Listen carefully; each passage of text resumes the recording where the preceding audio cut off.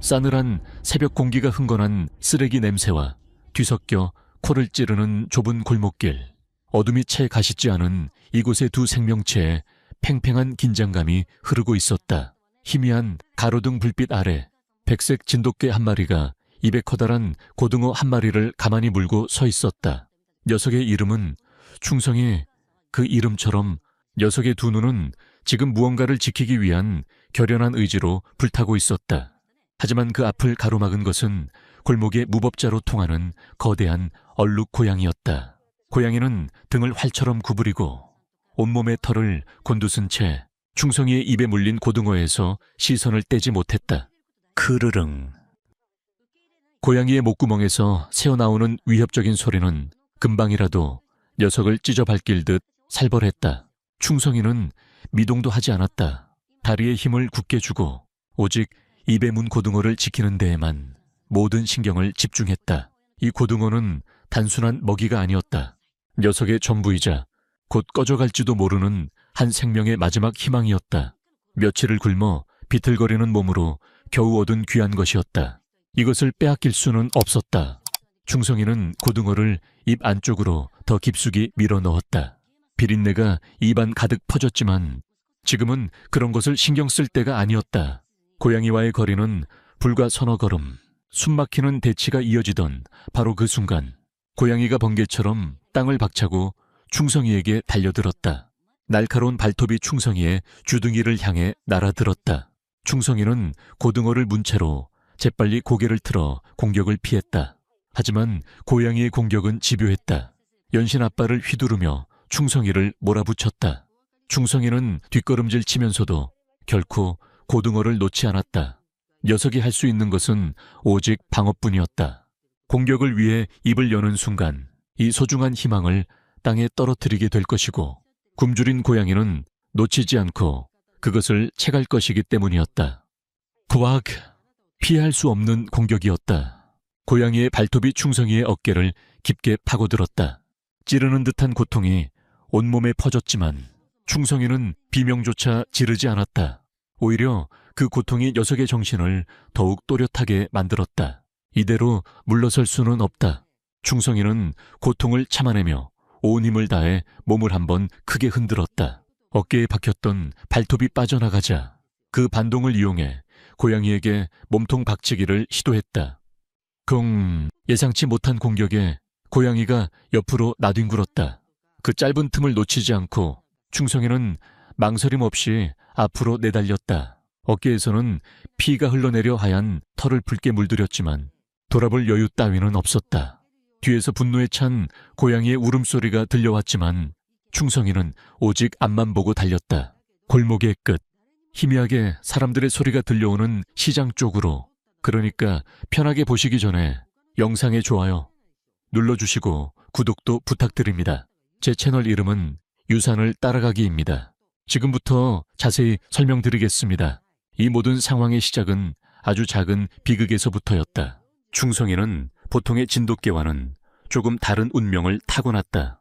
진돗개 특유의 늠름한 기상과 주인에 대한 절대적인 충성심은 그대로였지만 녀석의 삶은 태어날 때부터 순탄치 않았다. 녀석의 주인은 이제 세상에 단 하나뿐인 가족, 바로 거동조차 힘든 김말숙 할머니다.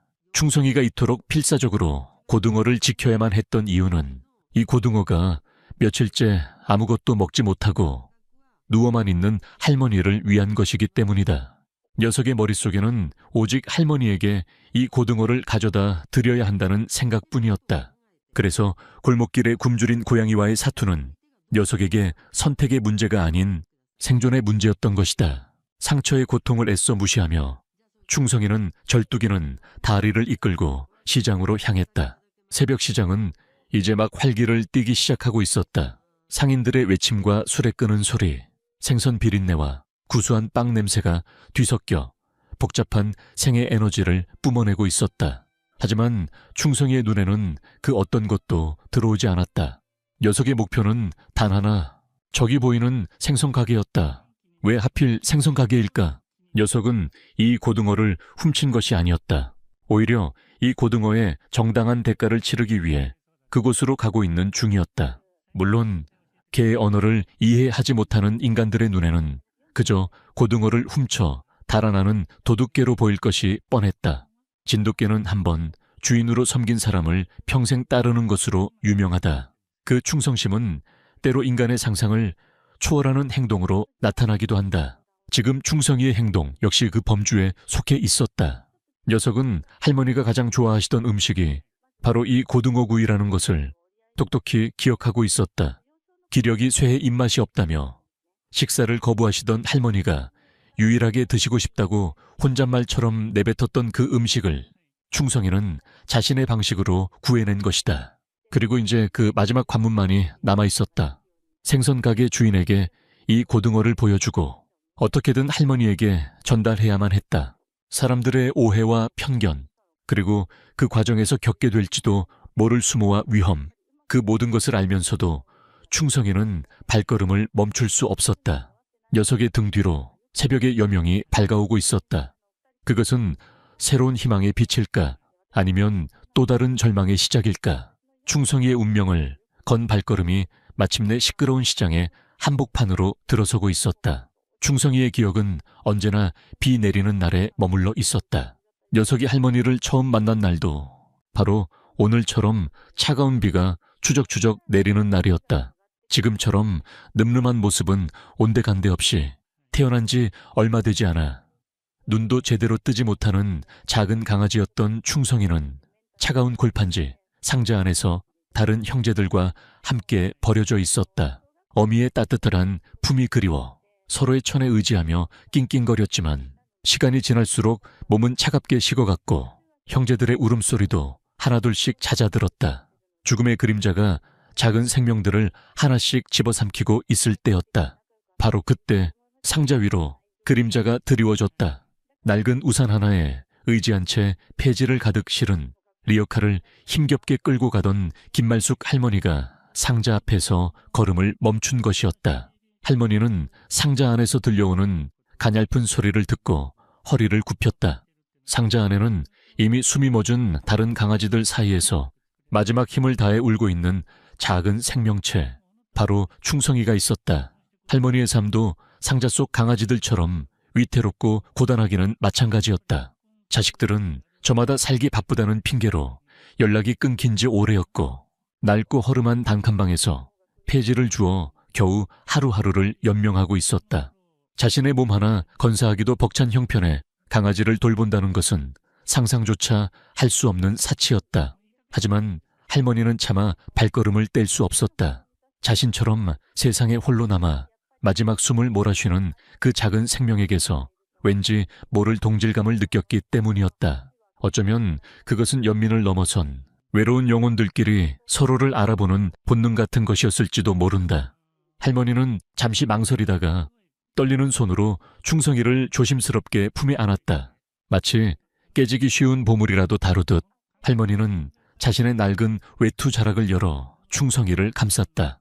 차갑게 식었던 충성이의 몸에 할머니의 따뜻한 천이 전해졌다.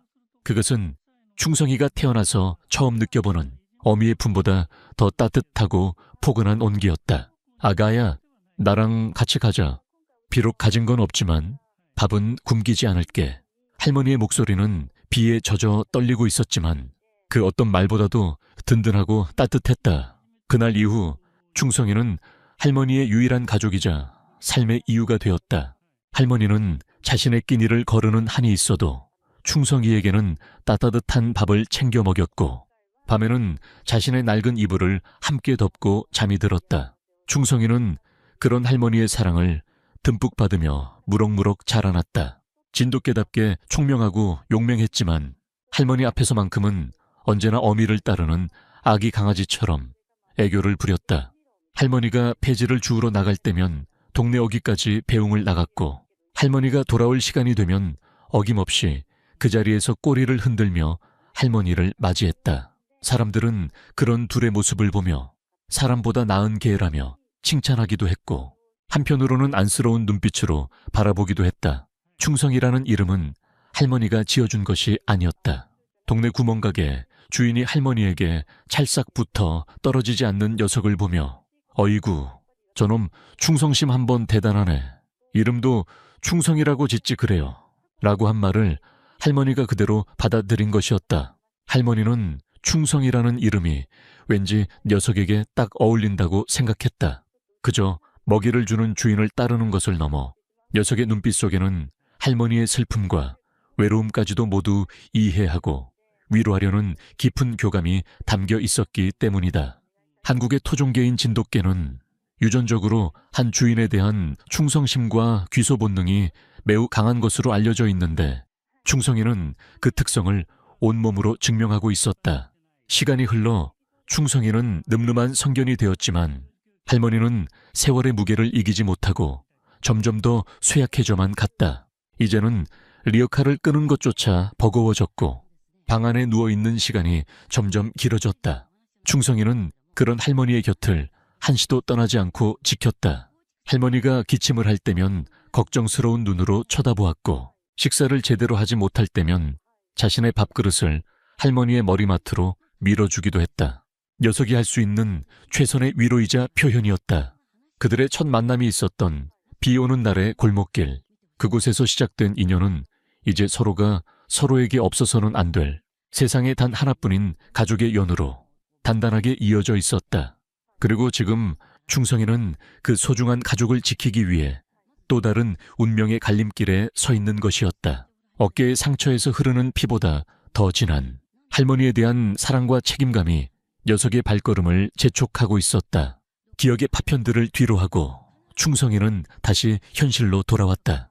어깨의 통증이 점차 심해졌지만 그보다 더 녀석의 마음을 무겁게 짓누르는 것은 할머니에 대한 걱정이었다. 며칠 전부터 할머니의 상태는 눈에 띄게 나빠졌다. 지병처럼 앓던 관절염은 더욱 심해져 이제는 혼자 힘으로 일어나는 것조차 힘들어했고 밤새 그치지 않는 기침 소리는 충성이의 심장을 철렁 내려앉게 했다. 병원에 가셔야 한다고 동네 사람들이 찾아와 몇 번이고 설득했지만 할머니는 고집을 꺾지 않았다. 괜찮아. 늙으면 다 그런 거지. 병원 갈 돈 있으면 우리 충성이 맛있는 거나 한 번 더 사주지. 할머니는 충성이의 머리를 쓰다듬으며 애써 웃어 보였지만 그 미소 뒤에 숨겨진 고통을 충성이는 모를 리 없었다. 가난은 그림자처럼 그들의 삶에 깊숙이 드리워져 있었다. 할머니의 유일한 수입원이었던 폐지 줍는 일마저 할 수 없게 되자 그들의 생활은 급격히 어려워졌다.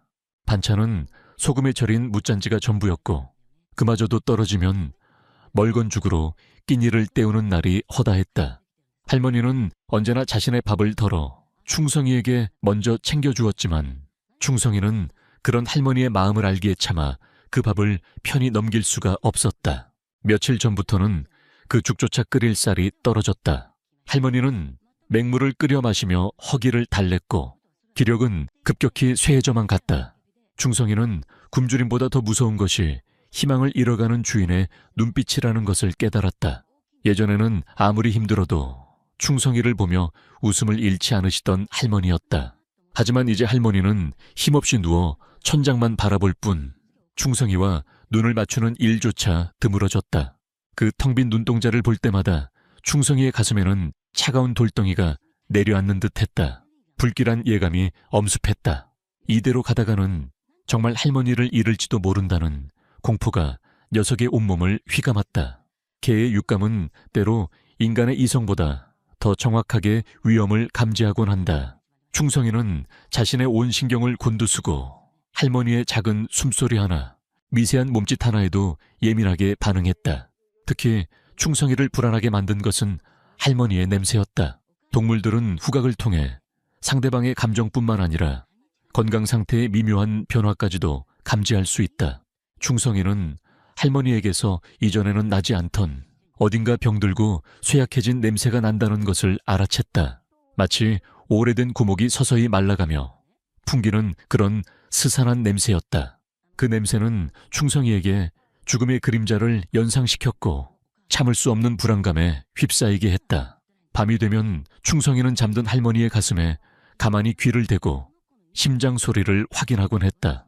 희미하지만 규칙적으로 들려오는 그 소리를 듣고 나서야 겨우 잠시 눈을 붙일 수 있었다. 어젯밤 상황은 최악으로 치달았다.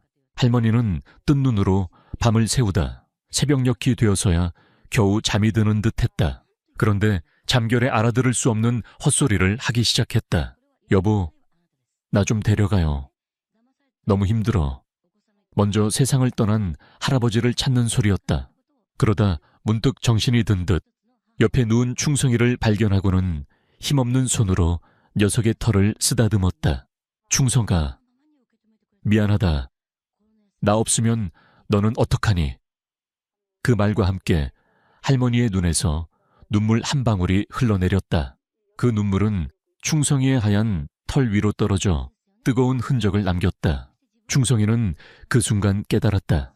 더 이상 가만히 앉아 할머니가 쓰러져가는 모습을 지켜보고만 있을 수는 없다고. 녀석은 짐승이지만 은혜를 갚을 줄 알았다. 차가운 골판지 상자 속에서 죽어가던 자신을 살려주고 평생을 따뜻한 사랑으로 보살펴준 유일한 가족. 이제는 자신이 할머니를 지켜야 할 차례였다. 무엇이라도 해야 했다. 굶주림이 할머니의 의지를 꺾고 삶의 희망을 앗아가고 있었다. 그렇다면 가장 먼저 해결해야 할 것은 바로 먹을 것이었다. 하지만 어떻게? 녀석은 그저 개일 뿐인데 어떻게 할머니를 위한 음식을 구할 수 있단 말인가? 깊은 시름에 잠긴 충성이의 머릿속에 한 가지 생각이 번개처럼 스쳐 지나갔다. 며칠 전 할머니가 기운 없는 목소리로 혼잣말처럼 중얼거렸던 바로 그것. 고등어 잡안 노릇하게 구워서 따신 밥이랑 먹으면 입맛이 돌아올까? 바로 고등어였다. 고등어, 그 단어가 충성이의 머릿속을 가득 채웠다. 그것은 단순한 음식을 넘어 할머니의 기력을 되찾게 해줄 유일한 희망의 상징처럼 느껴졌다. 그 순간 충성이는 비장한 결심을 했다. 자신이 직접 그 고등어를 구해오기로 어떻게든 할머니의 입에 고등어를 넣어드려야만 했다. 녀석의 검은 눈동자의 이전에는 볼 수 없었던 강렬한 불꽃이 타올랐다. 그것은 사랑하는 가족을 지키기 위한 숭고한 책임감이자 절박함이 만들어낸 용기였다. 결심을 굳힌 충성이는 자리에서 조용히 일어났다. 할머니가 깰까봐 발소리를 죽여가며 조심스럽게 문으로 향했다. 낡은 문은 삐걱거리는 소리를 냈지만 깊은 잠에 빠진 할머니는 미동도 하지 않았다. 충성이는 문틈으로 몸을 비집고 나와 차가운 새벽 공기 속으로 나섰다. 어디로 가야 고등어를 구할 수 있을까? 충성이의 머릿속은 복잡했다. 녀석의 활동 방향은 언제나 할머니가 폐지를 줍던 동네 주변으로 한정되어 있었다. 그 동네 안에서 고등어를 구할 만한 곳은 단 한 군데. 바로 시끄러운 시장이었다. 할머니와 함께 장을 보러 몇 번 가본 적이 있었기에 비릿한 생선 냄새가 진동하던 그곳을 똑똑히 기억하고 있었다. 하지만 시장에 간다고 해서 고등어를 쉽게 얻을 수 있는 것은 아니었다. 녀석은 돈이 없었다. 그저 개 한 마리일 뿐이었다. 상인들이 순순히 개에게 생선을 내어줄 리가 만무했다. 그렇다고 훔칠 수는 없었다. 충성이는 할머니에게 배운 정직함과 품위를 본능적으로 지키고 있었다. 녀석은 고민에 빠졌다.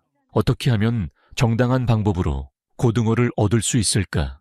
충성이의 작은 머리는 필사적으로 돌아가기 시작했다.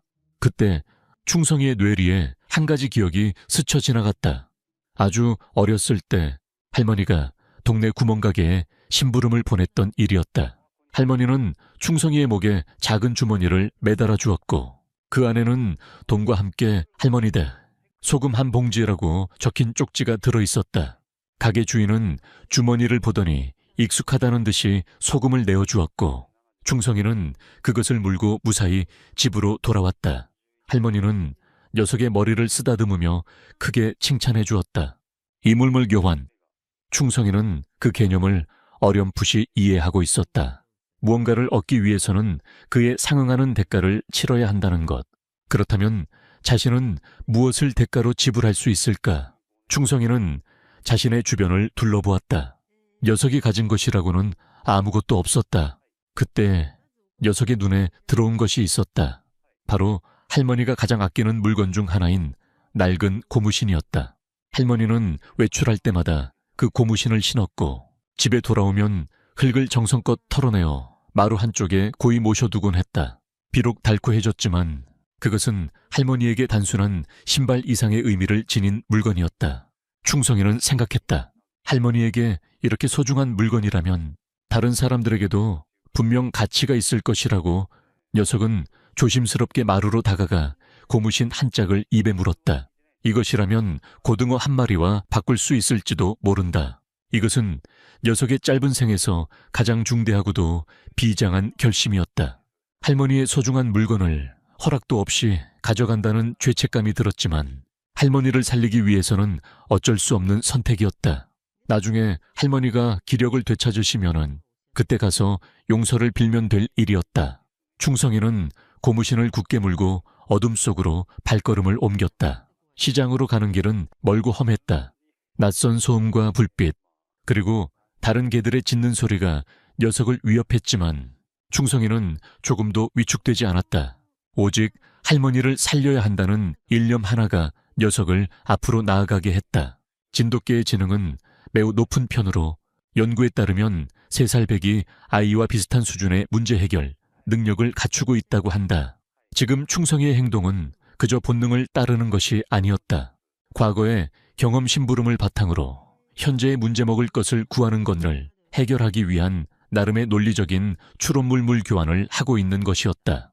녀석의 행동은 충성심이라는 감정을 넘어 지성과 판단력을 보여주는 놀라운 증거였다. 하지만 충성이의 이 기특한 계획은 시작부터 난관에 부딪혔다. 시장에 거의 다다랐을 무렵 쌩쌩 달리는 오토바이 소리에 놀라 하마터면 차에 치일 뻔했다. 놀란 충성이는 자신도 모르게 입에 물고 있던 고무신을 놓치고 말았다. 그리고 그 고무신은 어둠 속 하수구로 대구르르 굴러 떨어져 버렸다. 철컥! 쇠뚜껑 아래로 사라져버린 고무신을 보며 충성이는 망연자실했다. 유일한 희망이자 교환수단이 사라져버린 것이다. 절망감이 온몸을 덮쳤다. 이제 어떻게 해야 하나? 충성이는 한동안 그 자리에 못 박힌 듯 서 있었다. 유일한 희망이었던 고무신을 잃어버린 충성이는 망연자실한 채 하수구 뚜껑 앞에 주저앉았다. 차가운 아스팔트 바닥에서 올라오는 한기가 뼛속까지 스며드는 듯했다. 이제 모든 것이 끝났다고 생각했다. 할머니에게 드릴 고등어를 구할 방법이 완전히 사라져버렸다. 허탈함과 죄책감에 눈앞이 캄캄해졌다.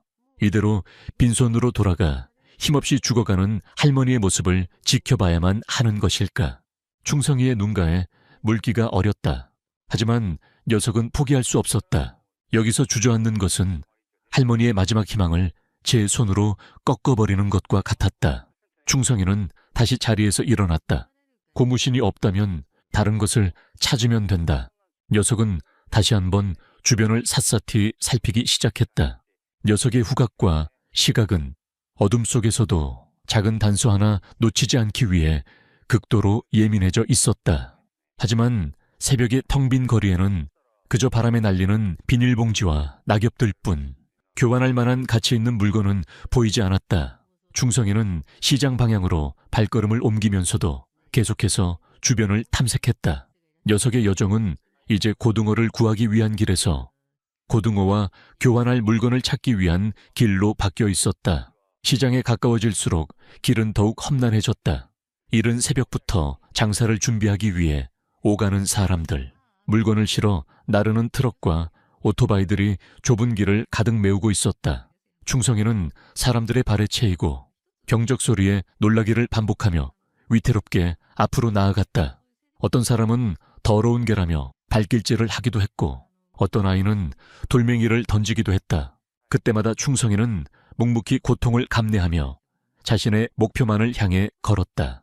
녀석의 마음속에는 오직 할머니뿐이었기에 세상의 그 어떤 멸시와 위협도 녀석의 결심을 꺾을 수는 없었다. 녀석은 혹시나 먹을 만한 것이라도 떨어져 있을까 싶어 식당 뒤편에 쓰레기통을 뒤지기도 했다. 하지만 이미 다른 길고양이들이나 개들이 휩쓸고 간 뒤라 썩은 음식물 쓰레기 외에는 아무것도 남아있지 않았다. 굶주림의 위가 쓰려왔지만 충성이는 아무것도 입에 대지 않았다. 지금 자신의 배를 채우는 것은 할머니에 대한 배신이라고 생각했기 때문이다. 충성이의 뇌리에는 할머니가 충성가 너는 좋은 것만 먹어야 한다 라며 자신의 밥그릇에 유일한 반찬이었던 달걀 프라이를 올려주시던 모습이 선명하게 떠올랐다. 그 기억은 녀석에게 허기를 참아낼 힘을 주었다. 그렇게 한참을 헤매던 충성이의 발걸음이 한 주택가 골목 앞에서 멈췄다. 골목 안쪽에서 다른 개들의 짖는 소리가 요란하게 들려왔기 때문이었다. 진돗개의 강한 영역 본능이 위험을 경고했지만 충성이는 망설이지 않고 골목 안으로 들어섰다. 혹시 이곳에 무언가 단서가 있을지도 모른다는 막연한 기대감 때문이었다. 골목 안에는 커다란 대문이 달린 부잣집이 있었고 마당 안에서 커다란 셰퍼드 2마리가 철창을 향해 맹렬하게 지저대고 있었다. 충성이는 그들의 위협에도 아랑곳하지 않고 주변을 살폈다. 바로 그때 충성이의 눈에 무언가 반짝이는 것이 들어왔다. 부잣집 대문 옆 화단 구석에 놓여있는 아이의 장난감 자동차였다. 아마도 아이가 가지고 놀다가 깜빡 잊고 두고 간 모양이었다. 비록 흙이 묻어 더러워져 있었지만 플라스틱으로 만들어진 제법 근사한 모양의 자동차였다. 충성이의 눈이 반짝였다. 이것이라면 충분히 고등어와 바꿀 수 있을 것 같았다. 낡은 고무신보다 훨씬 더 가치 있어 보였다. 희망이 다시 솟아올랐다. 충성이는 조심스럽게 화단으로 다가가 장난감 자동차를 입에 물었다. 하지만 그 순간 마당에 있던 셰퍼드들이 더욱 거세게 지저대기 시작했다. 마치 자신의 물건을 훔쳐가는 도둑을 향해 경고하는 것 같았다. 기영, 컹, 컹 지는 소리에 놀라 집주인이 현관문을 열고 밖을 내다보았다. 웬 놈의 개가 새벽부터 이렇게 시끄럽게 해. 남자는 충성이를 발견하고는 다짜고짜 소리를 질렀다. 이 더러운 들개가 어디서 남의 집 물건을 훔쳐가려고.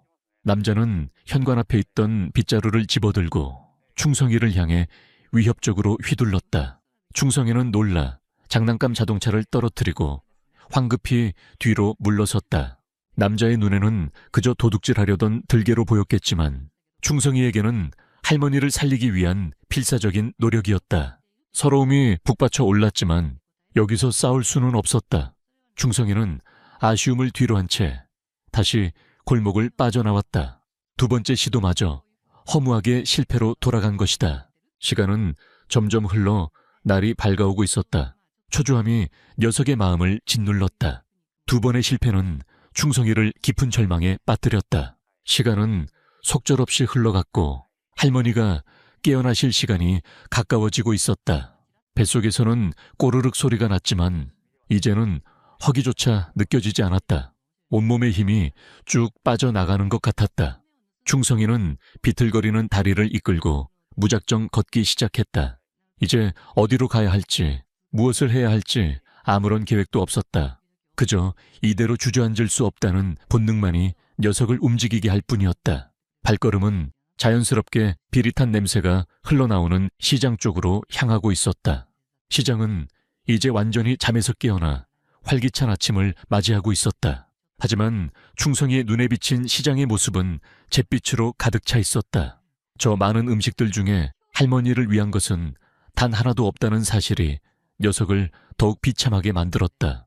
충성이는 사람들의 눈을 피해 시장의 가장 후미진 골목으로 들어섰다.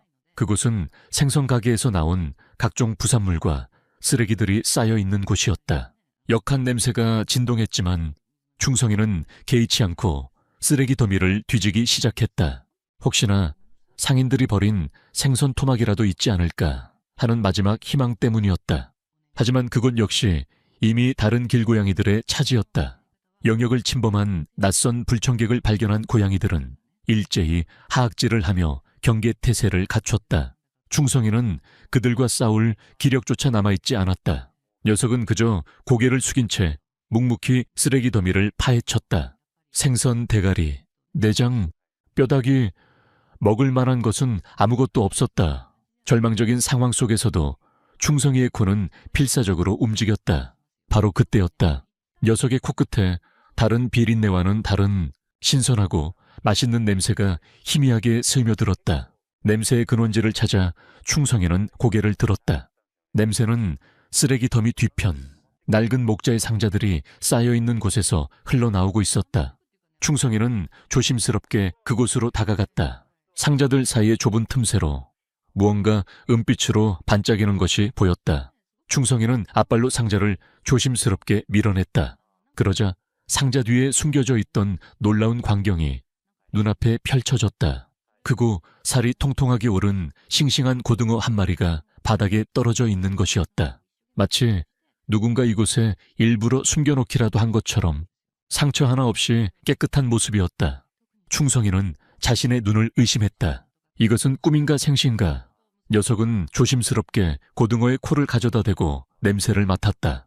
틀림없는 진짜 고등어였다. 하늘이 무너져도 솟아날 구멍이 있다는 말은 바로 이런 상황을 두고 하는 말일까? 어떻게 이런 곳에 싱싱한 고등어가 떨어져 있었는지는 알 수 없었다. 아마도 생선가게 직원이 상자를 옮기다가 실수로 떨어뜨렸는데 상자에 가려져 미처 발견하지 못하고 간 것일 터였다. 우연히 만들어낸 기적이었다. 이 기적 같은 발견에 대한 한 가지 재미있는 가설은 바로 이 지역 길고양이들의 습성과 관련이 있다는 것이다. 시장의 길고양이들은 종종 상인들에게서 얻거나 훔친 생선을 자신들만의 안전한 장소에 숨겨두는 습성이 있다. 아마도 이 고등어 역시 어느 길고양이의 비상식량이었을 가능성이 높다. 다만 너무 크고 무거워서 제대로 숨기지 못하고 상자 뒤에 어설프게 놓아두었는데 마침 그곳을 지나가던 충성이가 발견하게 된 것이라는 추측이다. 충성이가 마주쳤던 그 수많은 길고양이들 중 하나의 보물이 역설적으로 충성이에게는 절망 속 한 줄기 빛이 된 셈이다. 충성이는 잠시 망설였다. 이것을 가져가도 되는 것일까? 이건 역시 누군가의 소중한 것일 텐데. 하지만 할머니의 얼굴이 떠오르자 그런 망설임은 눈 녹듯이 사라졌다. 지금은 염치를 따질 때가 아니었다. 이것은 하늘이 주신 기회이자 할머니를 살릴 수 있는 마지막 동아줄이었다. 충성이는 경건한 마음으로 고등어를 입에 물었다. 입안 가득 퍼지는 신선한 바다의 향기가 마치 할머니의 건강을 되찾아줄 생명의 냄새처럼 느껴졌다. 드디어 그토록 원하던 것을 손에 넣었다. 하지만 충성이는 기뻐할 수만은 없었다. 녀석의 마음속에는 또 다른 고민이 싹트고 있었다. 이 고등어는 자신이 정당한 대가를 치르고 얻은 것이 아니었다. 그저 우연히 주운 것일 뿐이었다. 할머니는 늘 남의 것을 탐하지 말라고 가르치셨다. 이대로 이걸 가지고 집으로 돌아가면 할머니의 가르침을 어기는 것이 된다. 충성이의 마음속에서 갈등이 일었다. 하지만 이내 녀석은 결심을 굳혔다. 그래, 이 고등어를 들고 생선 가게로 가자. 그리고 주인에게 이 사실을 정직하게 이야기하고 이것을 할머니께 드릴 수 있도록 허락을 구하는 것이다. 비록 말은 통하지 않겠지만 자신의 진심을 보여준다면 이해해 줄지도 모른다. 그것이 할머니의 가르침을 지키면서 동시에 할머니를 살릴 수 있는 유일한 방법이라고 충성이는 생각했다.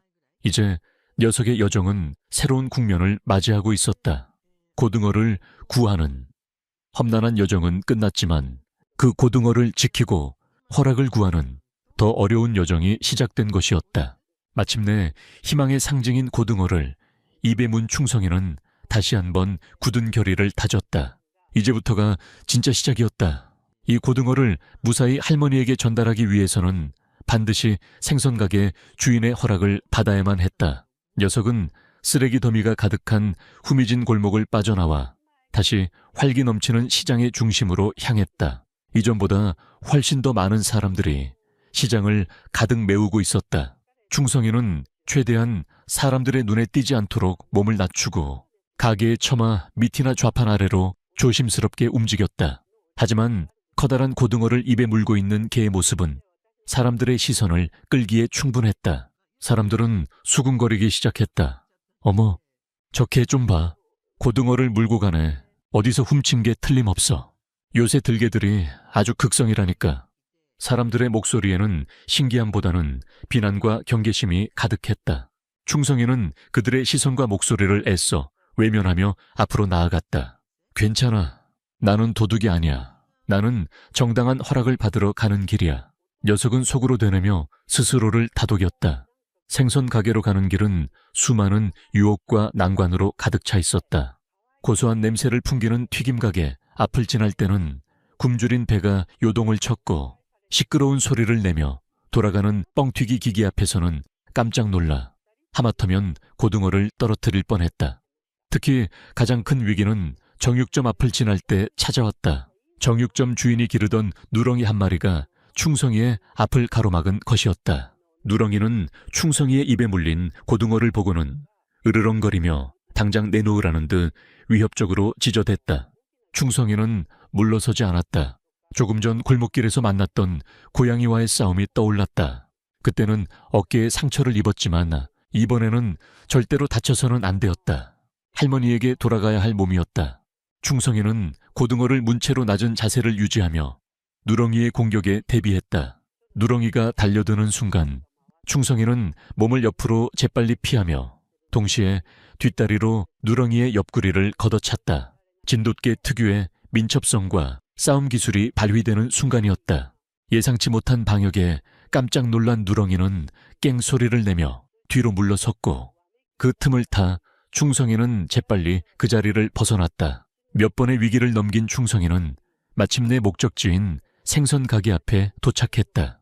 하지만 가게 앞은 손님들로 북적이고 있었다. 섣불리 다가갔다가는 도둑으로 몰려 쫓겨나기 십상이었다. 충성이는 가게 건너편 사람들의 눈에 잘 띄지 않는 전봇대 뒤에 몸을 숨기고 기회를 엿보기 시작했다. 가게 주인은 쉴 새 없이 생선을 다듬고 손님을 응대하느라 정신이 없어 보였다. 그의 이름은 박씨. 이 시장에서 수십 년간 생선 장사를 해온 베테랑 상인이었다. 무뚝뚝한 표정과 거친 말투 때문에 오해를 사기도 하지만 사실은 마음 따뜻한 사람이라는 것을 아는 단골 손님들도 많았다. 충성이는 박씨의 행동을 유심히 관찰했다. 그는 생선을 다듬다가도 어린아이를 데리고 온 손님에게는 생선 대가리나 뼈를 덤으로 챙겨주며 애기, 이거 가져가서 엄마한테 맛있는 찌개 끓여달라고 해라며 퉁명스럽게 말하곤 했다.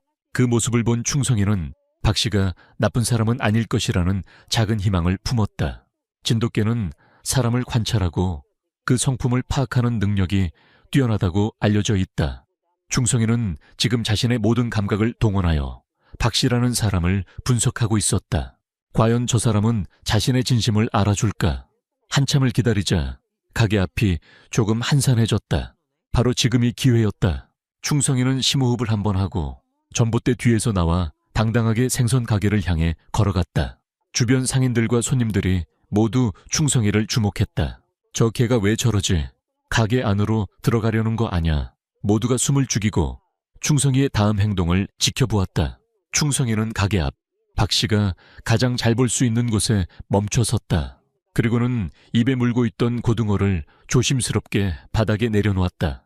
흙이나 먼지가 묻지 않도록 최대한 깨끗한 자리를 고르는 세심함도 잊지 않았다. 그런 다음 충성이는 박씨를 향해 고개를 숙였다. 마치 인사를 하듯이. 그리고는 내려놓은 고등어와 박씨를 번갈아 쳐다보며 낑낑거리는 소리를 냈다. 녀석이 할 수 있는 최선의 의사 표현이었다. 주인 아저씨, 제가 이 고등어를 주었습니다. 이것은 제 것이 아닙니다. 하지만 제게는 이것이 꼭 필요합니다. 부디 이것을 저희 할머니께 가져갈 수 있도록 허락해 주세요. 녀석의 간절한 눈빛은 그렇게 말하고 있었다. 시장의 모든 소음이 순간 멎는 듯 했다. 모든 사람들의 시선이 충성이와 생선가게 주인 박씨에게로 집중되었다. 과연 박씨는 이 기이하고도 절박한 개의 행동을 어떻게 받아들일 것인가?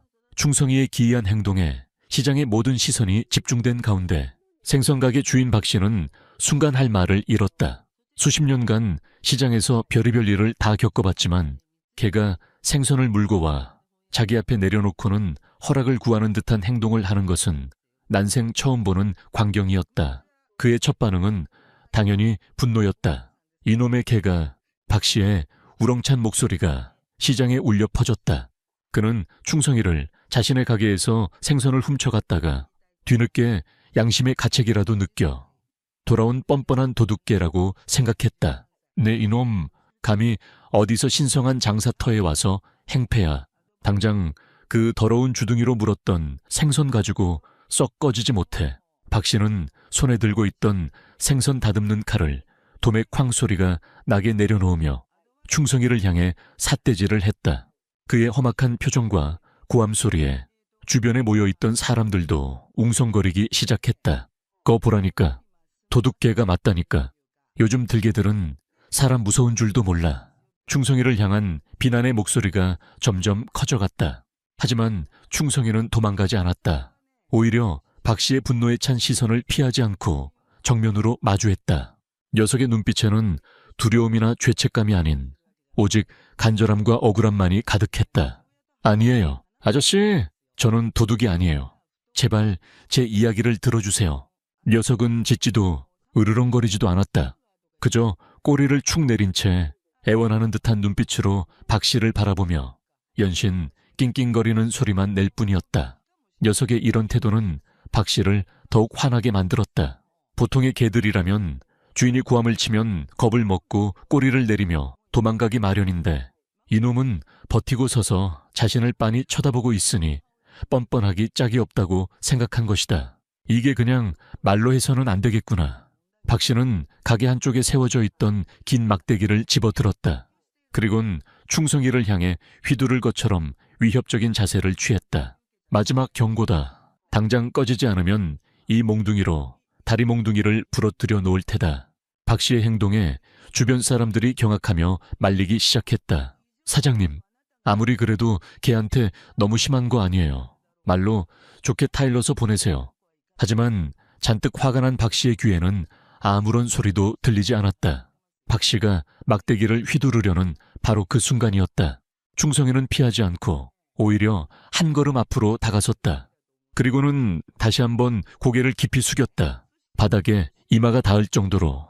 그것은 완벽한 복종과 항복의 표시이자 동시에 자신의 진심을 알아달라는 마지막 호소였다. 녀석의 행동은 마치 저를 때리셔도 좋습니다. 하지만 제발 이 고등어만은 저희 할머니를 위해 가져갈 수 있게 해주세요 라고 말하는 것 같았다. 막대기를 든 박 씨의 팔이 허공에서 멈칫했다. 박 씨는 순간 당황했다. 맹렬하게 저항하거나 겁을 먹고 도망갈 것이라 생각했는데 오히려 매를 맞을 각오로 다가와 고개를 숙이는 개의 모습에 말문이 막혔다. 그리고 그때 그는 충성이의 눈을 제대로 마주보게 되었다. 녀석의 검고 깊은 눈동자 속에서 그는 단순한 동물의 본능이 아닌 무언가 다른 것을 읽었다. 그것은 슬픔이었고 절박함이었으며 동시에 자신의 결백을 주장하는 듯한 강한 의지였다. 수십 년간 산전수전 다 겪으며 사람 보는 눈 하나는 자신 있다고 자부해온 박 씨였다. 그는 동물의 눈에서도 감정을 읽을 수 있었다. 지금 자기 앞에 있는 이 개는 보통 개가 아니라는 것을 직감했다. 또한 그는 바닥에 놓인 고등어의 상태를 유심히 살폈다. 녀석이 물고 왔음에도 불구하고 고등어에는 이빨 자국 하나 없이 깨끗했다.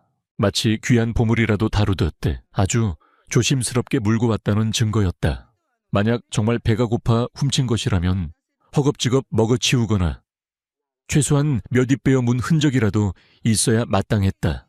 하지만 고등어는 자신이 방금 좌판에 내놓았던 것처럼 싱싱하고 온전한 상태 그대로였다. 그리고 충성이의 행색도 눈에 들어왔다. 하얀 털은 군데군데 더러워져 있었고 어깨 부근에는 피가 맺혀 털이 뭉쳐 있었다.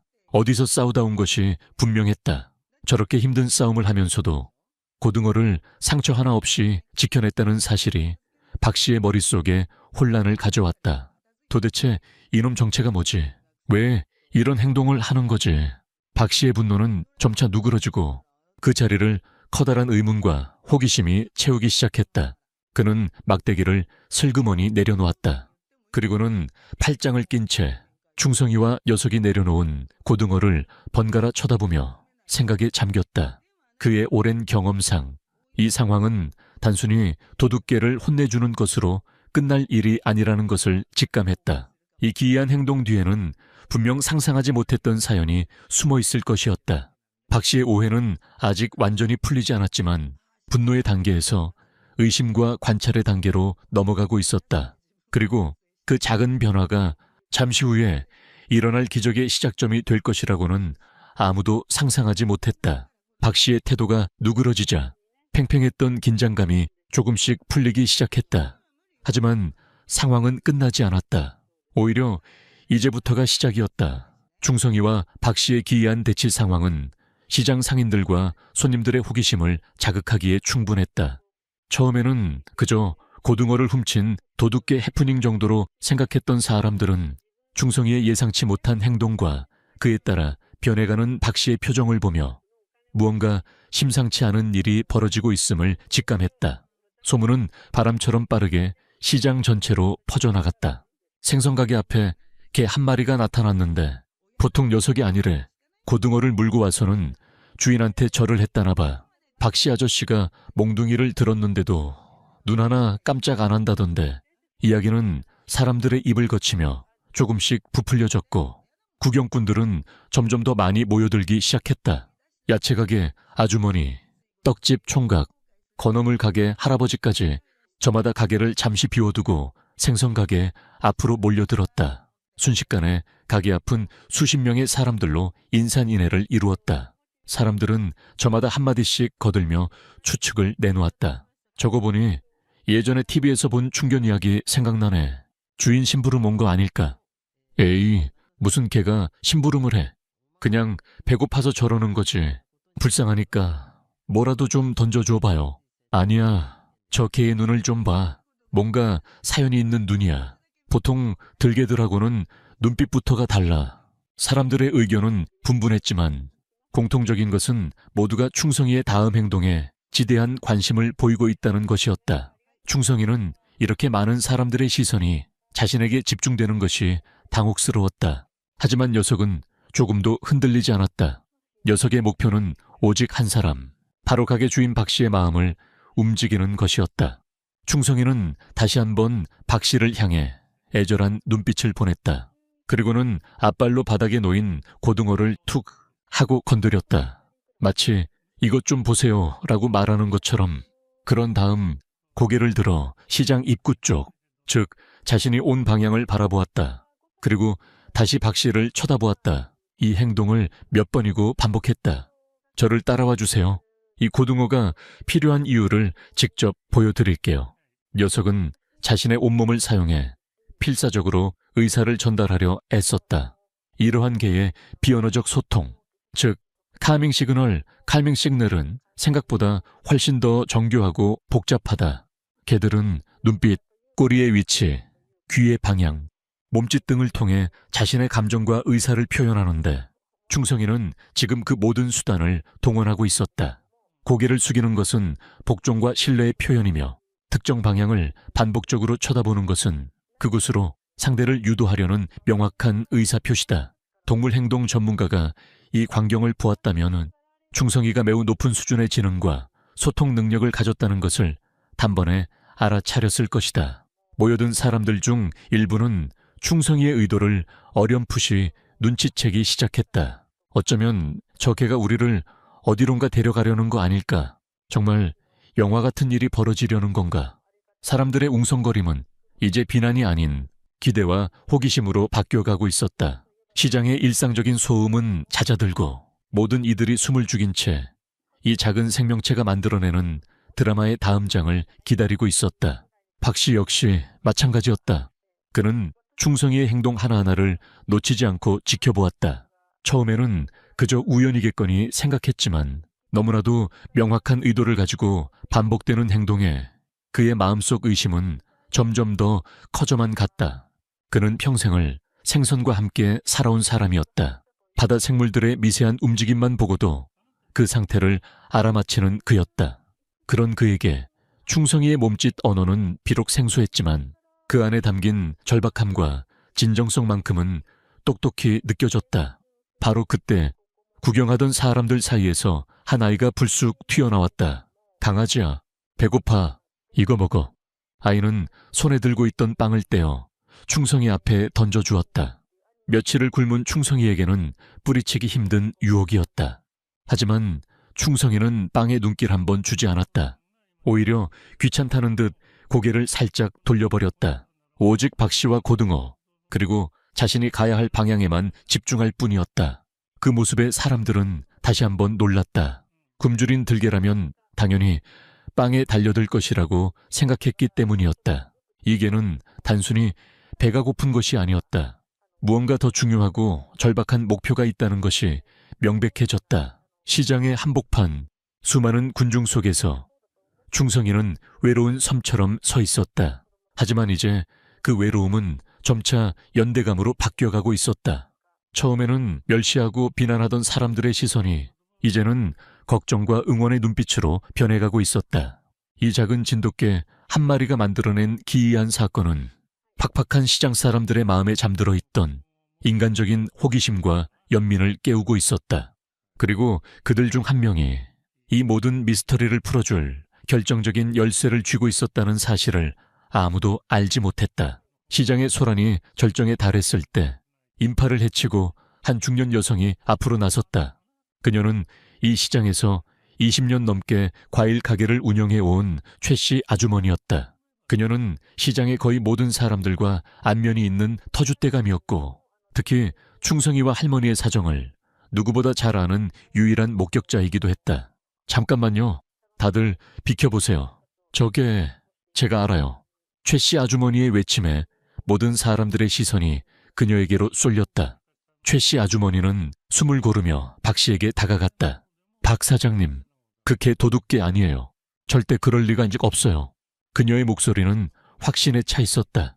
박 씨는 의아한 표정으로 그녀를 쳐다보았다. 최 사장, 이 개를 안단 말이오. 이게 어떻게 된 일이오? 최 씨 아주머니는 고개를 끄덕이며 충성이를 안쓰러운 눈빛으로 바라보았다. 저 개의 이름은 충성이에요. 저기 언덕배기 단칸방에 혼자 사시는 김말숙 할머니가 기르는 개죠.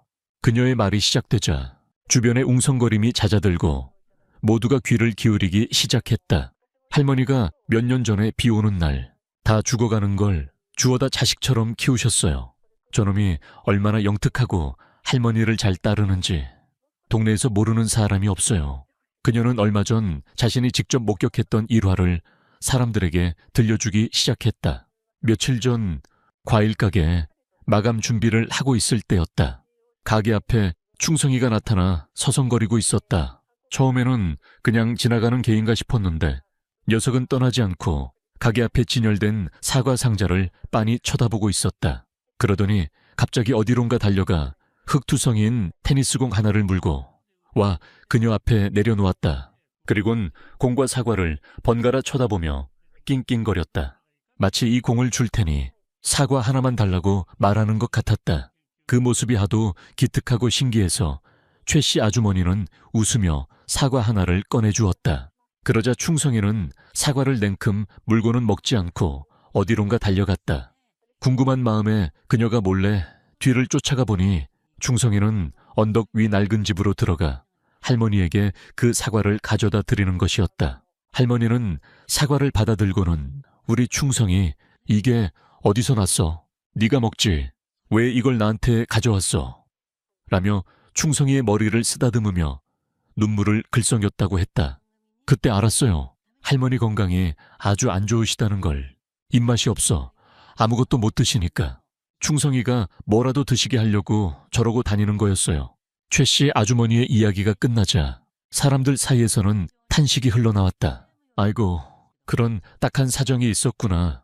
개만도 못한 인간들이 수두룩한데 짐승이 저렇게 주인을 위하다니. 충성이를 향한 비난의 눈초리는 온데간데 없고 이제는 감탄과 연민의 눈빛만이 가득했다. 충성이 어깨에 상처를 발견한 한 아주머니는 어머, 저기 피나는 것 좀 봐. 어디서 다치기까지 했네. 얼마나 고생했을까. 라며 눈시울을 붉히기도 했다. 최 씨 아주머니의 증언은 단순한 해명을 넘어 충성이의 모든 기이한 행동들을 설명해주는 완벽한 퍼즐 조각이었다. 고등어를 훔친 것이 아니라 할머니를 위해 어떻게든 구하려 했던 것. 빵 조각을 외면했던 이유는 자신의 배고픔보다 할머니의 건강이 더 중요했기 때문이라는 것. 그리고 지금 이 자리에서 필사적으로 무언가를 호소하고 있는 이유 또한 이 모든 것이 할머니를 위한 것이라는 사실을 증명해주고 있었다. 진돗개와 같은 충성스러운 개들은 주인의 감정과 건강 상태에 매우 민감하게 반응한다. 주인이 아플 때 식음을 전폐하거나 주인의 곁을 떠나지 않고 지키는 행동은 흔히 관찰되는 모습이다.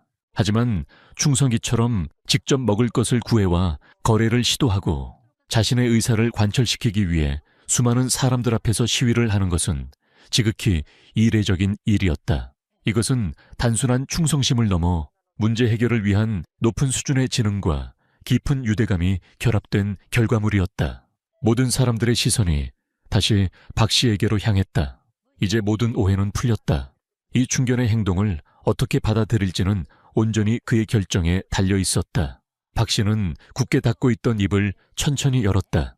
그의 얼굴에는 더 이상 분노나 의심의 기색은 찾아볼 수 없었다.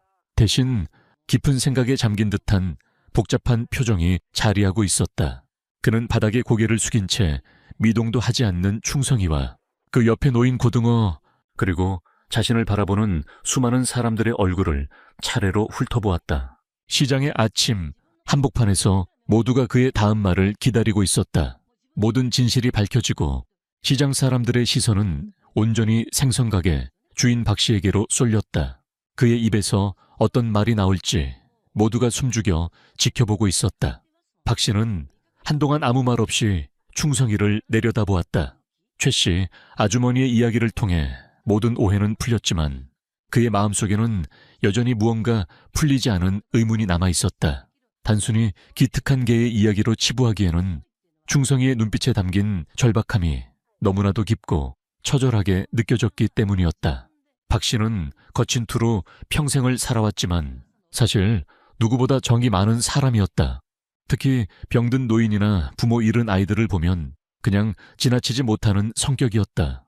그의 마음속에서 동정심과 함께 이 상황의 근본적인 원인에 대한 궁금증이 솟아올랐다. 도대체 할머니의 상태가 얼마나 심각하기에 이 작은 짐승이 목숨을 걸고 이런 일까지 벌이는 것일까? 박 씨는 허리를 굽혀 충성이와 눈높이를 맞췄다. 그리고는 녀석의 눈을 다시 한번 깊숙이 들여다보았다. 바로 그 순간 박 씨는 충성이의 눈동자 속에서 무언가 다른 점을 발견했다. 그것은 단순한 슬픔이나 애원이 아니었다. 그 안에는 다급함, 초조함, 그리고 시간이 없다는 듯한 절박한 재촉에 빛이 담겨 있었다. 마치 아저씨, 지금 이러고 있을 시간이 없어요. 빨리 저희 할머니에게 가봐야 해요. 정말 위독하시단 말이에요. 라고 온몸으로 외치는 것 같았다. 그 눈빛을 마주한 순간 박 씨의 마음속에 있던 마지막 의심의 벽이 허물어졌다. 이것은 꾸며낸 이야기가 아니다. 쇼를 하고 있는 것도 아니다. 지금 이 순간 언덕 위 낡은 집에서는 정말로 한 생명이 위태로운 상황에 처해 있을지도 모른다는 강한 확신이 그의 온몸을 꿰뚫었다. 그는 자리에서 벌떡 일어났다. 그리고는 단호한 목소리로 외쳤다. 알았다. 내가 직접 가서 확인해 봐야겠다. 박 씨의 갑작스러운 선언에 사람들이 술렁였다. 박 사장, 정말 가보려고. 장사는 어쩌고. 박 씨는 아랑곳하지 않고 앞치마를 벗어 던졌다. 그리고는 옆 가게 주인에게 잠시 가게를 봐달라고 부탁했다. 잠깐이면 돼. 이놈이 하는 짓이 아무래도 그냥 넘어갈 일이 아닌 것 같아서. 그래, 내 눈으로 직접 확인해야 직성이 풀리겠어. 그는 바닥에 있던 고등어를 집어들었다. 그리고는 가게에서 가장 크고 실한 놈으로 2마리 더 꺼내 신문지에 정성껏 쌌다.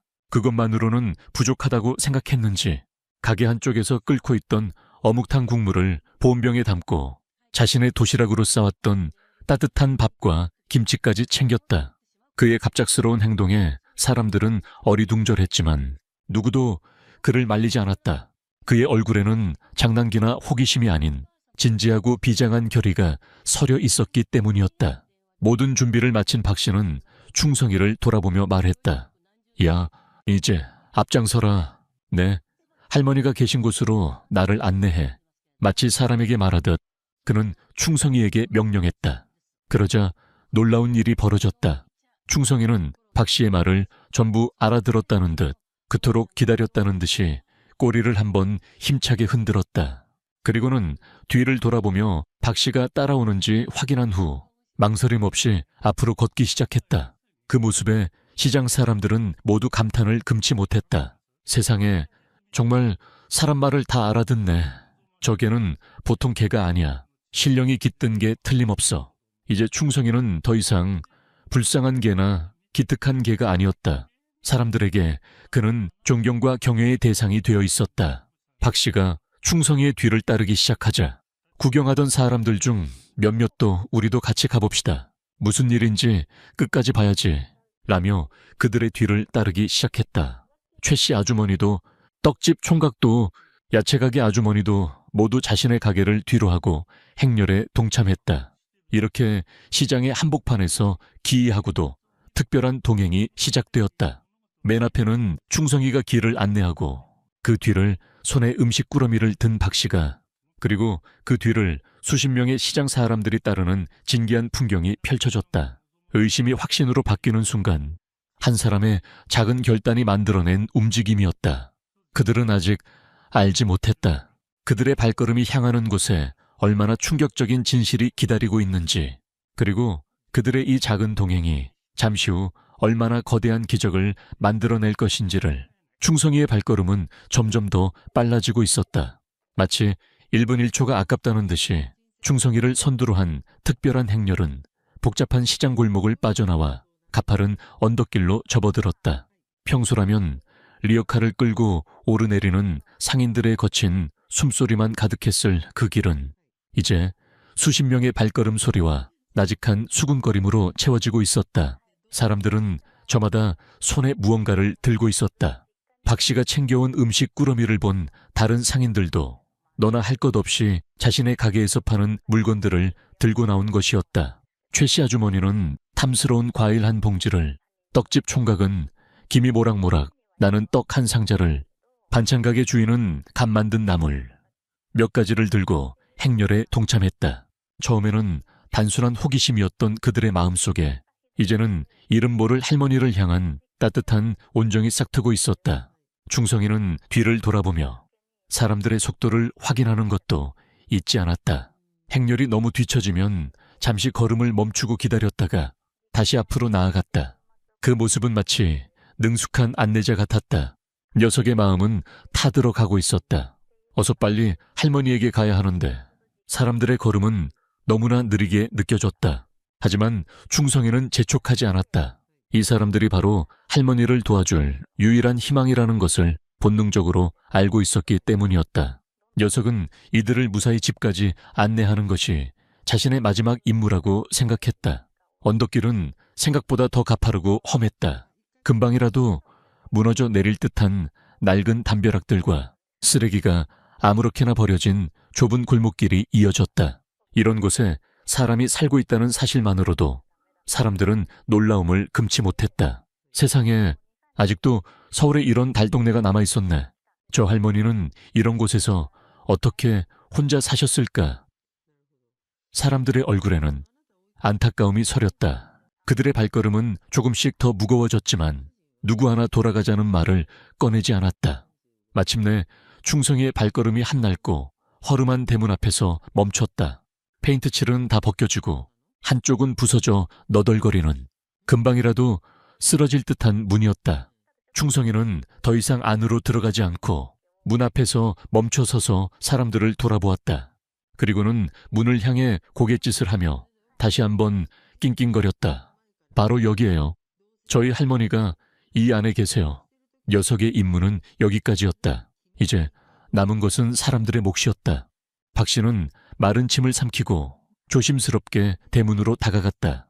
손을 대자 문은 힘없이 삐걱거리며 열렸다. 문 안쪽으로 보이는 마당은 사람이 사는 곳이라고는 믿기 힘들 정도로 황량했다. 잡초는 무성하게 자라 있었고 한쪽에는 깨진 장독대들이 뒹굴고 있었다. 그리고 그 끝에 금방이라도 주저앉을 듯 위태롭게 서 있는 작은 단칸방이 보였다. 닫혀 있어야 할 방문은 살짝 열려 있었고 그 틈으로 차가운 겨울바람이 여과 없이 드나들고 있었다. 할머니, 계세요? 박 씨가 조심스럽게 불렀지만 안에서는 아무런 대답도 들려오지 않았다. 불길한 침묵이 모두를 감쌌다. 충성이가 불안한 듯 짖기 시작했다. 기영, 컹. 그 소리는 마치 어서 들어가 보라고 재촉하는 것 같았다. 박 씨는 더 이상 망설이지 않고 방으로 다가갔다. 사람들도 그 뒤를 따랐다. 그들의 마음속에는 이제 단순한 연민을 넘어 무언가 잘못되었을지도 모른다는 불안감이 피어오르고 있었다. 박 씨가 조심스럽게 방문을 열었다. 그러자 방 안의 처참한 광경이 모든 사람들의 눈앞에 펼쳐졌다. 방 안은 온기라고는 전혀 없는 냉골이었고 귀퀴한 곰팡이 냄새와 양 냄새가 코를 찔렀다. 방 한가운데에 깔린 낡은 이불 위에는 한 할머니가 미동도 없이 누워 있었다. 앙상하게 마른 몸, 움푹 팬 두 볼, 핏기 하나 없는 입술, 마치 살아있는 사람 같지 않았다. 그녀가 바로 충성이의 주인 김말숙 할머니였다. 할머니는 눈을 감은 채 희미한 숨만 간신히 내쉬고 있었다. 충성이가 집을 나설 때만 해도 헛소리나마 하셨는데 이제는 의식조차 없는 듯 했다. 충성이는 재빨리 방으로 뛰어들어가 할머니의 얼굴에 자신의 얼굴을 비비며 핥기 시작했다. 할머니, 일어나세요. 제가 왔어요. 할머니가 좋아하시는 고등어도 가져왔단 말이에요. 녀석의 필사적인 행동에도 할머니는 아무런 반응이 없었다. 충성이의 울음 섞인 낑낑거림이 차가운 방 안에 울려 퍼졌다. 진실을 향한 동행의 끝에서 그들이 마주한 것은 상상보다 훨씬 더 참혹하고 충격적인 현실이었다.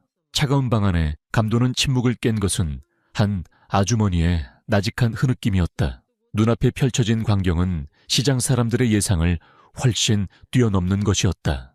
텔레비전 드라마에서나 볼 법한 가난이 자신들이 매일 오가는 시장과 얼마 떨어지지 않은 곳에 실제하고 있었다는 사실에 모두가 말을 잃었다.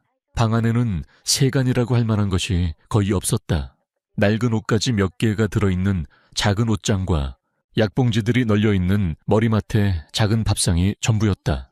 벽지는 누렇게 변색되고 군데군데 곰팡이가 피어 있었으며 천장에서는 물이 샌 흔적이 얼룩져 있었다. 인간이 최소한의 존엄성을 유지하며 살아갈 수 있는 공간이라고는 도저히 볼 수 없었다. 박 씨는 손에 들고 있던 음식 꾸러미를 자신도 모르게 바닥에 떨어뜨릴 뻔했다. 그는 거칠게 살아왔지만 이토록 처참한 삶의 현장을 직접 마주한 것은 처음이었다. 그의 마음속에서 뜨거운 무언가가 치밀어 올랐다. 그것은 안타까움을 넘어선 분노였다. 어떻게 한 인간이 이 지경에 이르도록 세상은 아무것도 해주지 않았는가. 자기 자신을 포함한 이웃들의 무관심에 대한 죄책감마저 들었다. 그는 주먹을 꽉 쥐었다. 사람들은 그제야 충성이의 행동을 온전히 이해할 수 있었다. 녀석이 왜 그토록 필사적이었는지, 왜 목숨을 걸고 고등어 한 마리를 구하려 했는지, 왜 수많은 사람들의 비난과 위협 속에서도 굴하지 않았는지, 이 모든 것은 바로 이 차가운 방에 홀로 죽어가고 있는 주인을 살리기 위한 한낱 짐승의 처절한 몸부림이었던 것이다. 사람들은 충성이를 다시 바라보았다. 할머니의 얼굴을 핥으며 어떻게든 깨워보려고 애쓰는 녀석의 모습은 그 어떤 효자의 모습보다도 더 숭고하고 위대해 보였다. 최 씨 아주머니는 조용히 할머니 곁으로 다가가 이마에 손을 얹어보았다. 얼음장처럼 차가웠다. 세상에, 이러다 정말 큰일 나겠어요. 빨리 웰카르구에 신고부터 해야 해요. 그녀의 다급한 외침에 사람들이 정신을 차렸다. 누군가 황급히 휴대폰을 꺼내 벨필구에 신고를 했다. 구급차가 오는 동안 뭐라도 해야 했다. 떡집 총각은 가져온 따뜻한 떡을 할머니 입가에 가져다 대보았지만 할머니는 삼킬 기력조차 없는 듯 했다. 박 씨는 방 한구석에 놓인 낡은 연탄 아궁이를 발견했다. 연탄불은 이미 꺼진 지 오래였다. 그는 밖으로 나가 주변에 굴러다니는 마른 나뭇가지들을 모아왔다. 그리고는 아궁이에 불을 지피기 시작했다. 서툰 솜씨였지만 어떻게든 이 냉골 같은 방에 온기를 불어넣고 싶었다. 다른 사람들도 가만히 있지 않았다. 아주머니들은 가져온 반찬과 과일을 밥상 위에 차리기 시작했고 남자들은 방 안의 곰팡이를 닦아내고 환기를 시켰다. 누가 시키지 않았지만 모두가 한마음으로 움직였다. 충성이는 여전히 할머니 곁을 떠나지 않고 불안한 눈으로 사람들의 행동을 지켜보고 있었다. 녀석은 이 사람들이 할머니를 해치려는 것이 아니라 도와주려는 것을 알고 있었다. 하지만 할머니가 깨어나지 않자 녀석의 불안감은 극에 달했다. 충성이는 갑자기 밖으로 뛰쳐나가 하늘을 향해 구슬프게 울부짖기 시작했다. 아우! 늑대의 울음소리처럼 길고 처절한 그 소리에는 주인을 잃을지도 모른다는 공포와 세상을 향한 원망, 그리고 도와달라는 간절한 호소가 모두 담겨 있었다. 그 울음소리는 달동네 전체에 울려 퍼졌고 듣는 이들의 가슴을 아프게 파고들었다. 개의 이러한 행동은 사회적 도움 요청 행동으로 해석될 수 있다. 무리 생활을 하던 개의 조상인 늑대는 위험에 처했을 때 울음소리를 통해 동료들에게 자신의 위치와 상황을 알리고 도움을 요청했다. 충성이의 울음소리 역시 자신이 할 수 있는 마지막 수단을 동원해 할머니의 위급함을 주변에 알리려는 본능적인 행동이었을 것이다. 충격적인 진실 앞에서 시장 사람들은 더 이상 방관자가 아니었다. 그들은 이제 김말숙 할머니와 충성이의 삶에 깊숙이 관여한 관계자가 되었다. 그들의 눈에는 더 이상 호기심이 아닌 무거운 책임감과 진심 어린 걱정이 자리 잡고 있었다. 멀리서 구급차의 사이렌 소리가 희미하게 들려오기 시작했다. 모두의 시선이 의식 없는 할머니에게로 다시 집중되었다. 과연 할머니는 무사히 의식을 되찾을 수 있을까? 그리고 이 작은 진돗개가 시작한 기적의 이야기는 과연 어떤 결말을 맞이하게 될까? 드러난 진실은 끝이 아니라 또 다른 시작을 예고하고 있었다. 구급차가 도착하기 전까지의 몇 분은 영원처럼 길게 느껴졌다. 하지만 그 짧은 시간 동안 낡고 차가웠던 단칸방은 시장 사람들의 온기로 조금씩 채워져 가고 있었다. 박씨가 집힌 아궁이에서 피어오른 온기가 방 안의 냉기를 몰아내기 시작했고 아주머니들이 차려놓은 음식들은 텅 비었던 밥상을 풍성하게 만들었다. 이것은 단순한 물질적 도움이 아니었다.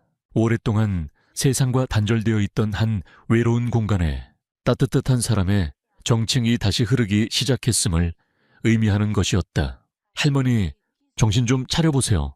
저희가 왔어요.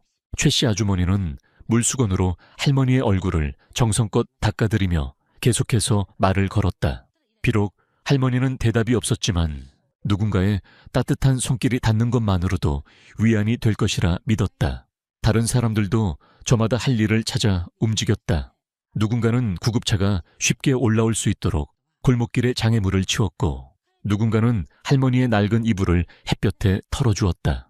이러한 자발적인 행동들은 한국 사회의 독특한 공동체 문화인 품앗이 정신을 떠올리게 한다. 품앗이는 농경사회 시절 노동력이 필요할 때 이웃끼리 서로의 일을 도와주던 전통이다. 비록 현대사회에 들어 많이 희석되기는 했지만 이처럼 결정적인 위기 상황에서 함께 힘을 모으는 공동체 의식은 여전히 한국인들의 가슴속에 깊이 남아있다. 시장 상인들은 비록 할머니와 일면식도 없었지만 어려운 이웃이라는 사실 하나만으로 기꺼이 자신의 시간과 노력을 내어주고 있었다. 박 씨는 묵묵히 방 한구석에 앉아 충성이의 곁을 지켰다. 그는 충성이가 가져왔던 그 고등어를 할머니의 머리맡에 조심스럽게 놓아두었다. 이 모든 기적의 시작점이 된 상징적인 물건이었다. 그는 충성이의 머리를 조용히 쓰다듬어 주었다. 어깨의 상처가 꽤 깊어 보였다. 고생했다. 이놈아, 네가 내 주인을 살린 거다. 박 씨의 거친 손길의 충성이는 가만히 몸을 맡겼다. 며칠간의 긴장과 피로가 한꺼번에 몰려오는 듯했다. 드디어 구급차가 골목 어귀에 도착했고 구급대원 2명이 들것을 들고 뛰어 올라왔다. 그들은 방 안의 광경과 수많은 사람들을 보고 잠시 놀랐지만 이내 침착하게 할머니의 상태를 살피기 시작했다. 환자분, 의식이 없으십니다. 혈압하고 맥박이 아주 약해요. 저천증의 영양실조가 심각한 상태입니다. 빨리 병원으로 옮겨야 합니다. 구급대원의 다급한 말에 모두의 가슴이 철렁 내려앉았다. 구급대원들이 할머니를 들것에 옮겨 싣는 동안 시장 사람들은 자발적으로 돈을 모으기 시작했다. 최씨 아주머니가 자신의 앞치마를 벗어 내밀자 사람들이 너나 할 것 없이 주머니에서 지폐를 꺼내 담았다. 1,000원짜리, 5,000원짜리, 10,000원짜리 액수는 중요하지 않았다. 십시일반 작은 정성들이 모여 순식간에 앞치마가 두둑해졌다. 이것은 할머니의 병원비를 위한 것이자 앞으로의 생계를 위한 최소한의 기반이 되어줄 것이었다. 박 씨는 모인 돈을 받아들고 구급대원에게 다가갔다. 이 돈으로 일단 급한 치료비부터 하십시오. 모자라면 저희가 어떻게든 더 마련해 보겠습니다. 그리고 이 할머니 보호자는 오늘부터 우리 시장 상인들 전부입니다. 그의 말에 주변 상인들이 모두 고개를 끄덕이며 동의했다. 구급대원들은 감동한 표정으로 박 씨와 시장 사람들을 바라보았다. 할머니가 실린 들것이 방을 나섰다. 충성이는 할머니를 따라가려는 듯 짖으며 따라 나섰지만 박 씨가 녀석을 붙잡았다. 충성아, 너는 여기 있어. 할머니는 우리가 잘 모시고 다녀올 테니 너는 집을 지키고 있어라. 알았지? 충성이는 박 씨의 말을 알아들었는지 더 이상 따라 나서지 않고 문 앞에 앉아 멀어지는 구급차를 애처롭게 바라볼 뿐이었다. 녀석의 눈에는 굵은 눈물방울이 맺혀 있었다. 구급차가 사이렌을 울리며 언덕을 내려갔다. 사람들은 구급차가 보이지 않을 때까지 한참을 그 자리에서 서 있었다. 한 마리의 작은 개가 시작한 기적은 이제 수많은 사람들의 따뜻한 마음으로 이어지고 있었다. 아무도 상상하지 못했던 기적은 바로 이것이었다. 고등어 한 마리가 몰고 온 나비 효과, 무관심과 단절로 차갑게 식어 있던 이웃의 정을 다시 불붙게 만든 것. 그것이야말로 진정한 기적이었다. 이제 남은 것은 할머니가 무사히 의식을 되찾고 돌아오시는 일뿐이었다. 사람들의 얼굴에는 걱정과 함께 희미한 희망의 미소가 번지고 있었다. 구급차가 떠나고 난 뒤 할머니의 집 앞에는 잠시 정적이 흘렀다. 사람들은 쉽게 자리를 뜨지 못하고 저마다 복잡한 감정에 휩싸여 있었다. 방금 전까지 겪었던 일들이 마치 한 편의 영화처럼 비현실적으로 느껴졌다. 하지만 차가운 공기와 낡은 집의 모습은 이것이 엄연한 현실임을 일깨워 주었다. 할머니가 병원으로 옮겨졌다고 나서 모든 것이 해결된 것은 아니었다. 앞으로가 더 중요했다. 박 씨는 사람들을 향해 돌아섰다. 다들 오늘 장사는 공쳤지만 사람 하나 살렸으니 그걸로 된 거 아니겠소. 우선 다들 가게로 돌아가시고 할머니 소식은 병원에서 연락 오는 대로 제가 전해드리겠습니다. 그의 말에 사람들은 하나둘씩 고개를 끄덕이며 언덕을 내려가기 시작했다. 그들의 발걸음은 올 때보다 훨씬 가벼워 보였다. 마음속에 따뜻한 무언가를 채웠기 때문일 것이다. 최 씨 아주머니와 몇몇 아주머니들은 남아서 방을 치우기 시작했다. 할머니가 돌아오셨을 때 차갑고 더러운 방이 아닌 깨끗하고 따뜻한 방에서 지내실 수 있도록 해야 한다는 생각에서였다. 그들은 묵은 먼지를 닦아내고 곰팡이 세운 벽지를 뜯어냈으며 낡은 이불을 걷어냈다. 박 씨는 시장에 연락해 연탄 몇 장과 깨끗한 이불, 그리고 약간의 쌀과 생필품을 가져다 달라고 부탁했다. 기적은 일회성 이벤트로 끝나는 것이 아니라 지속적인 관심과 보살핌으로 이어지고 있었다. 이 모든 소동의 중심에 있었던 충성이는 문 앞에 꼼짝 않고 앉아 있었다. 녀석은 사람들이 방을 치우는 동안에도 오직 할머니가 사라진 언덕 아래쪽만 하염없이 바라보고 있었다. 녀석의 머릿속은 온통 할머니에 대한 걱정뿐이었다. 할머니는 괜찮으실까? 다시는 못 보는 건 아닐까? 며칠 동안의 피로와 어깨의 상처에서 오는 고통보다 주인을 잃을지도 모른다는 공포가 녀석을 더욱 힘들게 했다. 그 작은 등은 세상의 모든 슬픔을 짊어진 것처럼 무겁고 외로워 보였다. 박 씨는 그런 충성이의 곁으로 다가가 조용히 옆에 앉았다. 그는 충성이가 가져왔던 고등어 한 마리를 꺼내 불에 굽기 시작했다. 할머니가 드시지 못했으니 이 모든 일에 1등 공신인 충성이에게라도 먹여야겠다고 생각했다. 고소한 냄새가 퍼져나갔지만 충성이는 여전히 미동도 하지 않았다. 이놈아, 너라도 먹어야지. 너까지 쓰러지면 할머니 돌아오셨을 때 누가 방여주겠냐. 박 씨는 잘 구워진 고등어 살점을 발라 충성이의 입 앞에 가져다 주었다. 충성이는 잠시 망설이다가 박 씨의 눈을 한번 쳐다보고는 조심스럽게 살점을 받아 먹었다. 며칠 만에 처음으로 먹는 음식이었다. 방 청소가 거의 끝나갈 무렵 박 씨의 휴대폰이 울렸다. 병원에서 걸려온 전화였다. 시장 사람들의 모든 관심이 박 씨의 입으로 쏠렸다. 네, 여보세요? 예, 제가 보호자, 아니 이웃입니다. 할머니는 좀 어떠신가요? 박 씨의 목소리는 긴장으로 떨리고 있었다. 전화기 너머로 들려오는 의사의 목소리에 그의 표정은 시시각각 변했다. 사람들은 마른 침을 삼키며 그의 다음 말을 기다렸다. 전화를 끄는 박 씨의 얼굴은 어둡게 굳어 있었다. 할머니 상태가 생각보다 훨씬 안 좋다고 합니다. 저천증과 영양실조가 너무 오래 지속돼서 장기들이 많이 손상됐다고. 일단 응급처치는 했는데 오늘 밤을 넘기기가 힘들 수도 있다고 합니다. 의사의 말은 청천벽력과도 같았다.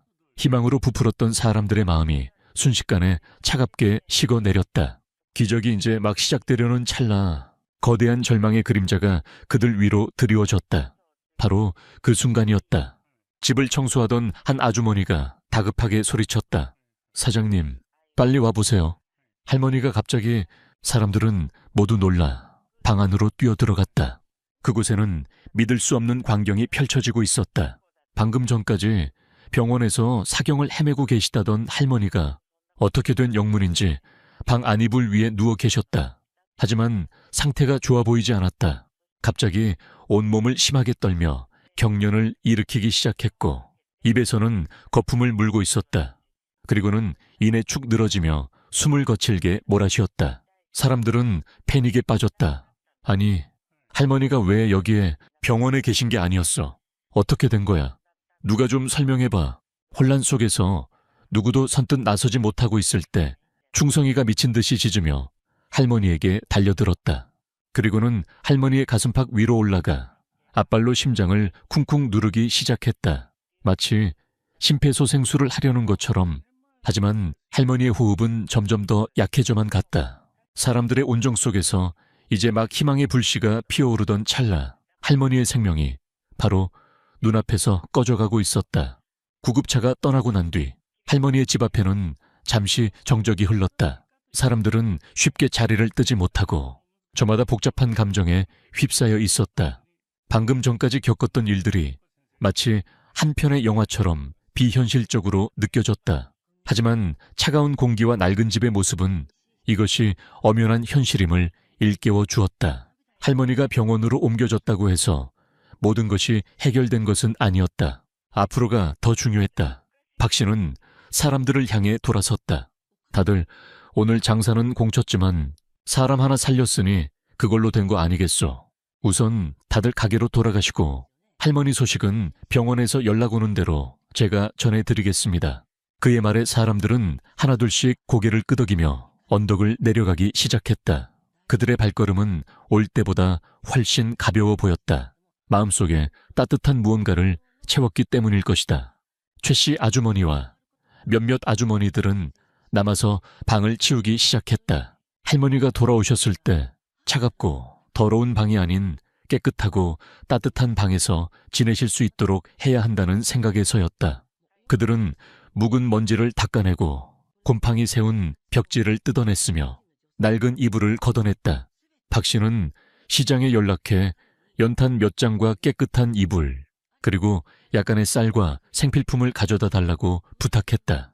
기적은 일회성 이벤트로 끝나는 것이 아니라 지속적인 관심과 보살핌으로 이어지고 있었다. 이 모든 소동의 중심에 있었던 충성이는 문 앞에 꼼짝 않고 앉아 있었다. 녀석은 사람들이 방을 치우는 동안에도 오직 할머니가 사라진 언덕 아래쪽만 하염없이 바라보고 있었다. 녀석의 머릿속은 온통 할머니에 대한 걱정뿐이었다. 할머니는 괜찮으실까? 다시는 못 보는 건 아닐까?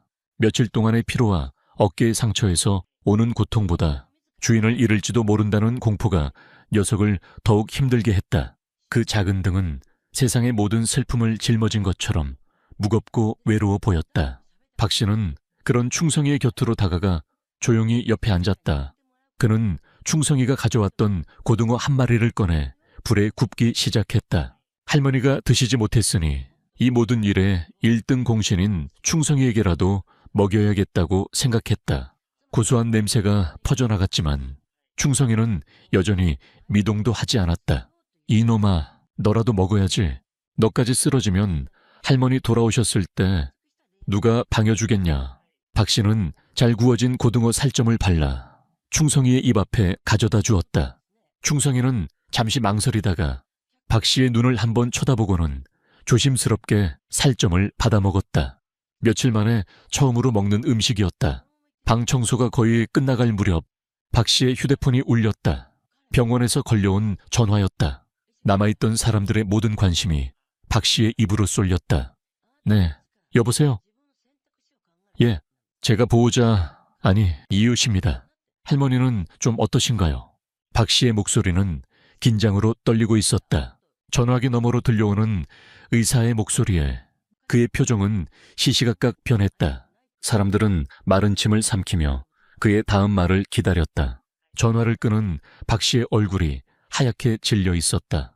그의 손이 부들부들 떨렸다.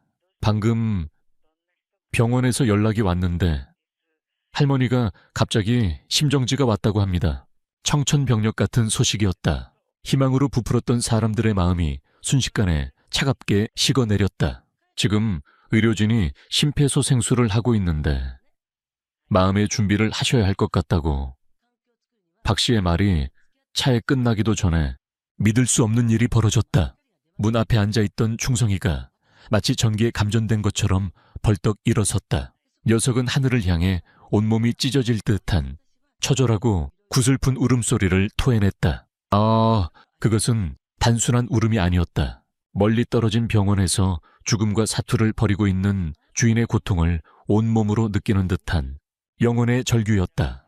울음을 그친 충성이는 갑자기 미친 듯이 짖으며 언덕 아래 병원 방향으로 달려나가기 시작했다. 마치 마지막 순간을 직감하고 주인에게 달려가려는 것처럼. 박 씨와 사람들이 놀라 녀석을 뒤쫓았지만 상처 입은 몸이라고는 믿기지 않을 속도였다. 모두의 노력과 온정이 이제 막 기적의 결실을 보려던 바로 그 순간 할머니의 생명이 경각에 달려 있었다. 이 작은 진돗개가 시작한 기적 이야기는 이렇게 끝나는 것일까요? 병원으로 달려간 충성이는 과연 할머니의 마지막을 지켜보게 될까요? 아니면 녀석의 간절한 마음이 또 다른 기적을 만들어낼까요? 차가운 병원 복도에서 충성이와 시장 사람들은 그들의 삶에서 가장 길고도 간절한 기다림을 시작해야만 했습니다. 이들의 운명은 과연 어떻게 될까요?